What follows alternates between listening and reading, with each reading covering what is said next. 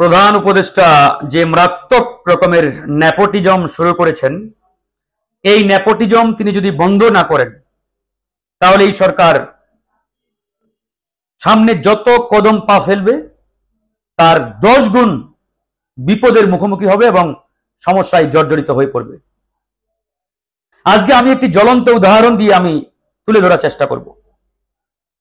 এই যে বিপ্লব পরবর্তী বাংলাদেশে তিনি স্বাস্থ্য খাতে যাকে দায়িত্ব দিয়েছেন, জনাবা নূরজাহান বেগম, তিনি জীবনে কোনোদিন মেডিকেলের মোটাও পড়েন নাই, জানেনও নাই।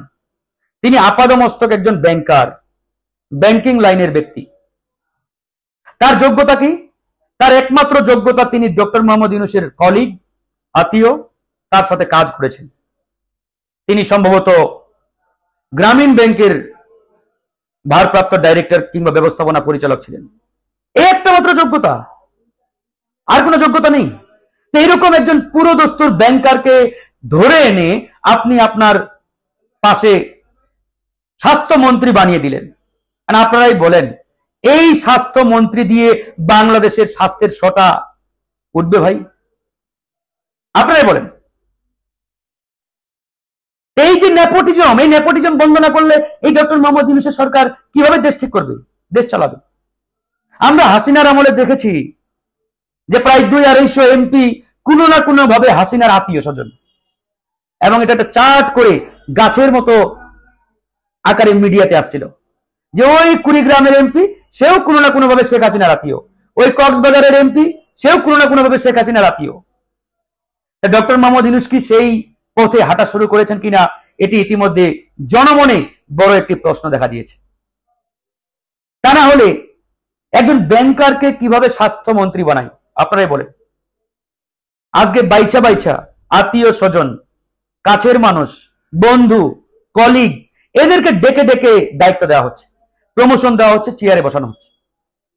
আর যারা বিপ্লবের পক্ষের শক্তি, জীবন বাজি রেখে হাসিনার পতন ঘটিয়েছে, তাদেরকে তিনি স্কিপ করছেন, বাইপাস করছেন। এই যে নেপোটিজম, একপাক্ষিক আচরণ, এটা তো আমরা মেনে নিতে পারি না। আপনি একটা নির্দিষ্ট দলকে পৃষ্ঠপোষকতা করবেন, পিছন থেকে রসদ যোগাবেন, সাপোর্ট দিবেন, আর অন্যান্য দলকে বিমাতা সুলভ চোখে দেখবেন, এটা অন্তত গণ অধিকার পরিষদ আর মেনে নেবে না। আমাদের আন্দোলনের কারণে আপনি আজকে প্রধান উপদেষ্টা, এই সরকার, এটা ভুলে গেলে চলবে না। যে যাই বলুক, এটাই চিরন্তন সত্য যে 2018 সালের কোটা আন্দোলন না হলে এই 24 সালের বিপ্লব বা গণঅভ্যুত্থান হইতো না। একবার পানির মতো পরিষ্কার, সবাই জানে। তো সেই বিপ্লবের সবচেয়ে বড় স্টেক যারা এই বিপ্লবের বীজ বপন করেছিল 2018 সালে কোটা আন্দোলনের মাধ্যমে, সেই গণ অধিকারকে আপনি বিমাতা সুলভ চোখে দেখছেন।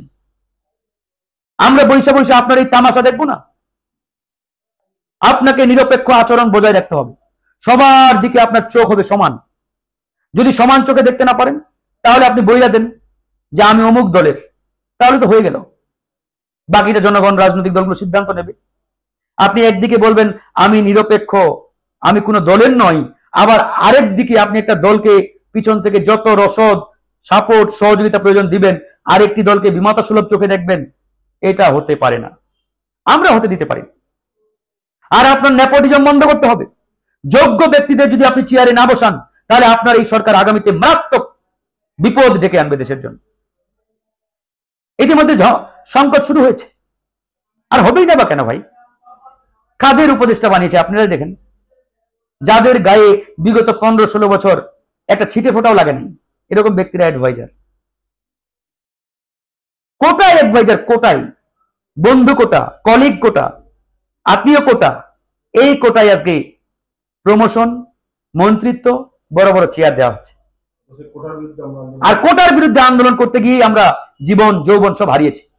হাজার হাজার ছাত্র জনতা জীবন দিয়েছে, আর তিনি এখন কোটা অ্যাপ্লাই শুরু করেছেন। এটা মেনে নেওয়া হবে না, একবারে স্পষ্ট। যারা আমার এই ভিডিও বা লাইভটি দেখবেন, দেখছেন, শেয়ার করে ছড়িয়ে দেন। এই বার্তা সারা বাংলাদেশের প্রত্যেকটা মানুষের কাছে পৌঁছাতে হবে। ভালো থাকবেন, আল্লাহ হাফেজ।